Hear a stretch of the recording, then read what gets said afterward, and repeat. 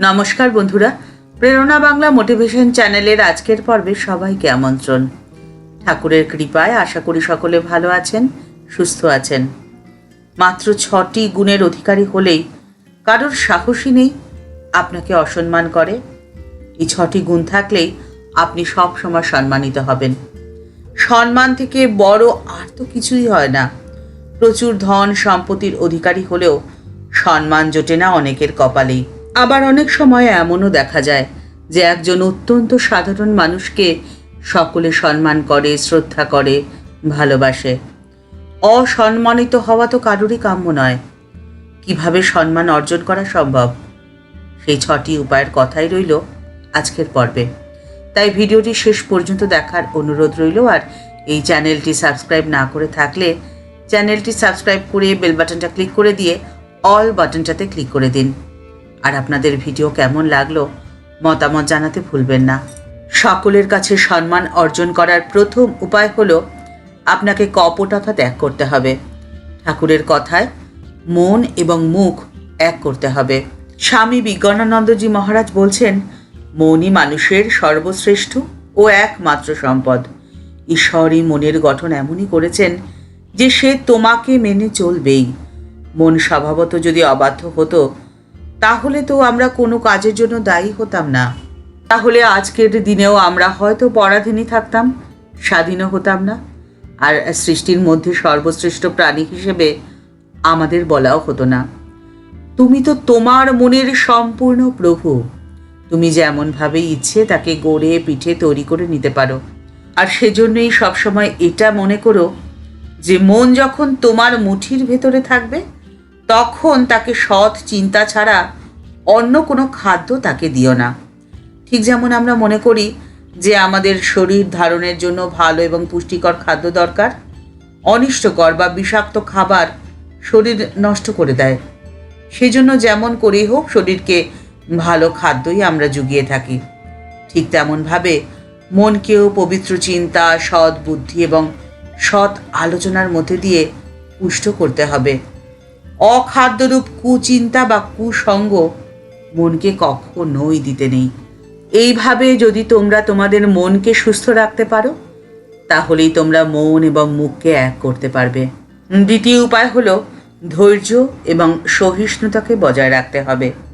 স্বামীজি জনৈক শিষ্যকে একটি চিঠিতে লিখছেন, অধীর হইও না, তাড়াহুড়ো করো না। ধীর, একনিষ্ঠ এবং নীরব কর্মই সব সময় সফল হয়, এ কথা যেন। জীবনে চলার পথে যে কোনো কাজ সুন্দর এবং সুষ্ঠুভাবে সম্পন্ন করলে আপনি সকলের থেকেই সম্মান পাবেন। আর এটি সুন্দর এবং সুষ্ঠুভাবে করার একমাত্র উপায় হলো ধৈর্য। স্লো বাট শিওর, ধীর কিন্তু নিশ্চিত। সুতরাং কাজ করতে হবে ধীরে, নিষ্ঠার সাথে, নীরবে এবং নিশ্চিন্তভাবে। সকলের কাছে সম্মান অর্জনের তৃতীয় উপায় হলো আপনার সমালোচনাকে আপনাকে গ্রহণ করতে হবে। আপনার ভুলকে আপনাকে স্বীকার করতেই হবে। সমালোচনার ভয়, ব্যর্থতার ভয়, অনেক সময় কোনো কাজ আরম্ভ করতেই আমরা ভয় পাই। নিজের কমফোর্ট জোন থেকে বের হতেই চাই না। স্বামীজি বলছেন, মানুষই মিথ্যে বলে, আবার সেই মানুষকেই দেবতার আসনে বসানো হয়। গরুতে মিথ্যে কখনোই বলে না, কিন্তু সে তো চিরকাল গরুই থাকে। যেমনই হোক কিছু একটা করো, মাথা খাটিয়ে কিছু ভাবতে শেখো। ভুল হোক ঠিক হোক কিছু একটা কাজ করো। ভুল হলে তো কোনো ক্ষতি নেই, যারা কাজ করে তাদেরই তো ভুল হয়। যারা কর্মী সেই জন্যে তারাই সম্মান পায়। কাজ না করে অলসতাকে, অকর্মণ্যতাকে প্রশ্রয় দিলে সম্মানহানি তো হবেই। সুখ ভোগে মত্ত হলে জীবনে দুঃখই পেতে হয়। পরিশ্রম করো, খাটো, খুব খাটতে হবে, তবেই তোমরা সম্মান পাবে, মানুষের ভালোবাসা পাবে, শ্রদ্ধা পাবে। সকলের কাছে সম্মান অর্জনের চতুর্থ উপায় হলো আপনাকে সবসময় পজিটিভ থাকতে হবে। নেগেটিভ চিন্তাভাবনাকে কখনো প্রশ্রয় দিতে নেই। আর এটি আপনি তখনই করতে পারবেন যখন আপনার আত্মবিশ্বাস প্রবল হবে। আপনার নিজের উপরে যদি বিশ্বাস থাকে তাহলে আপনি সব সময় পজিটিভ থাকবেন।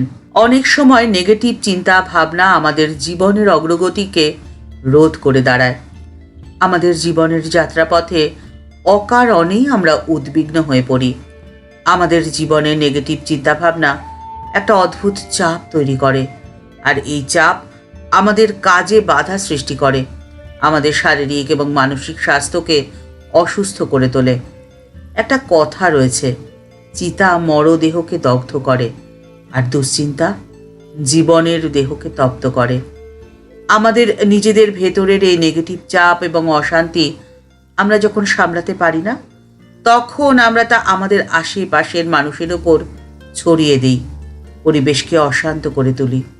আর নেগেটিভ চিন্তা ভাবনার মানুষদের সকলেই এড়িয়ে চলে। কেউ তাদের সম্মানও করে না, ভালোবাসে না, এবং তাদের কাছে কেউ থাকতেও চায় না। তাই তো স্বামীজি বলতেন, প্রত্যেক আত্মাতে অনন্ত শক্তি রয়েছে। ওরে হতভাগাগুলো, নেই নেই বলে কি কুকুর বিড়াল হয়ে যাবি নাকি? কিসের নেই, কার নেই? শিবহাহাং শিবহাহাং। নেই নেই শুনলে আমার মাথায় যেন বজ্র মারে। ওই যে ছুঁচুগুড়ি দিনহীনা ভাব, ওটাই হলো সত্যিকারের ব্যারাম। আপনার মধ্যেই রয়েছে সেই শক্তি, যে শক্তিতে আপনি পাথরেও ফুল ফোটাতে পারেন। তাই সমস্ত নাকে জীবন থেকে বাদ দিয়ে দিন, সমস্ত হ্যাঁকে জীবনে গ্রহণ করুন। দেখবেন আপনি পাবেন সকলের সম্মান, ভালোবাসা। সকলে আপনাকে ঘিরে থাকবে, আপনাকে পছন্দ করবে।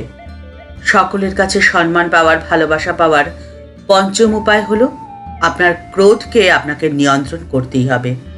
ক্রোধ হলো অগ্নি, আর ক্রোধাগ্নি নিয়ন্ত্রণ করা সব থেকে কঠিন কাজ, কিন্তু সম্মান এবং প্রতিষ্ঠা অর্জনের এটি সর্বাপেক্ষা উৎকৃষ্ট পথ। স্বামীজি বলছেন, যতই আমরা শান্ত হই ততই আমাদের নিজেদেরই মঙ্গল, ততই আমরা আরও বেশি কাজ করতে পারি। যখন আমরা ভাবাবেগ সংযত করতে পারি না, তখনই আমাদের শক্তির বিশেষ অপব্যয় হয়, আমাদের স্নায়ুমণ্ডলী বিকৃত হয়, মন চঞ্চল হয়ে ওঠে, কিন্তু কাজ খুব কমই হয়। আমাদের যে শক্তি কার্যরূপে পরিণত হওয়া উচিত ছিল, তা শুধুমাত্র হৃদয়ের আবেগেই পর্যবসিত হয়। মন যখন খুব শান্ত ও স্থির থাকে, কেবল তখনই আমাদের সমুদয় শক্তিটুকু সৎ কার্যে নিয়োজিত হয়ে থাকে। যে ব্যক্তি সহজেই রেগে যায়, সে বড় একটা কাজ করতেই পারে না। আর যে কিছুতেই রাগে না, সে সর্বাপেক্ষা বেশি কাজ করতে পারে। যে ব্যক্তি ক্রোধ, ঘৃণা বা কোনো রিপুর বশীভূত হয়ে পড়ে, সে এই জগতে বড় একটা কিছু করতে পারে না। সে নিজেকেই যেন খণ্ড খণ্ড করে ফেলে। সে বড় একটা কাজের লোকও হয় না। কেবলমাত্র শান্ত, ক্ষমাশীল এবং স্থিরচিত্ত ব্যক্তি সর্বাপেক্ষা বেশি কাজ করে থাকে। আর আপনি যখন শান্ত মনে যে কোনো কাজ সুসম্পন্ন করতে পারবেন, তখন সম্মান তো সকলে আপনাকেই করবে, অসম্মান করার প্রশ্নই ওঠে না। সকলের কাছে শ্রদ্ধা, সম্মান ও ভালোবাসা পাওয়ার ষষ্ঠ উপায়টি কি বলুন তো? বলুন কম, শুনুন বেশি। আপনি অন্যের কথা মন দিয়ে শুনুন, তাহলে আপনি তার হৃদয় পর্যন্ত পৌঁছতে পারবেন। তার সুবিধা, অসুবিধা, সুখ, দুঃখের সাথে একাত্ম অনুভব করবেন। হাতের দুপাটি দাঁতের মতোই প্রত্যেকটি মানুষের জীবনেরও দুটি দিক রয়েছে। প্রথম বহিরঙ্গের আয়াস, আর দ্বিতীয় অন্তরঙ্গের প্রয়াস। মানুষের অন্তরঙ্গ হওয়া, মানুষের অন্তরাত্মার সাথে একাত্ম অনুভব করা, মানুষের ভালোবাসা পাওয়ার সব থেকে সেরা উপায়। যে ভালোবাসায় মিলেমিশে একাকার হয়ে থাকে শ্রদ্ধা, সম্মান। ঠাকুর, মা ও স্বামীজির এই 6টি আদর্শকে জীবনে গ্রহণ করলে আপনি হবেন সকলের প্রিয়। প্রত্যেকে সম্মান করবে আপনাকে, ভালোবাসবে, শ্রদ্ধা করবে। ঠাকুর, মা ও স্বামীজির চরণে আবমিলুণ্ঠিত প্রণাম জানিয়ে আজকের পর্ব এখানেই শেষ করছি। দেখা হচ্ছে পরের পর্বে। ভিডিওটি যদি একটু ভালো লেগে থাকে, তাহলে তা শেয়ার করিয়ে আরও মানুষের মধ্যে এই বার্তা ছড়িয়ে দেওয়ার অনুরোধ রইল। সবাই ভালো থাকবেন, সুস্থ থাকবেন। নমস্কার।